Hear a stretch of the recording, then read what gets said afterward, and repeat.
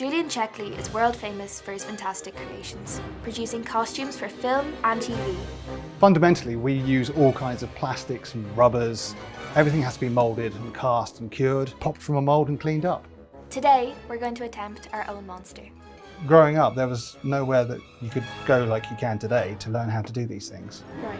So I kind of just bumbled around, and I was a dental technician for a bit. And I also went to beauty college, so I can do your hair. I can do eyelash tints. To get this full head complete with hair and eyebrows and a beard, you're looking anywhere from 2 to 3 weeks. Luckily, I've got one I made earlier. Oh my god. With his lovely hairdo.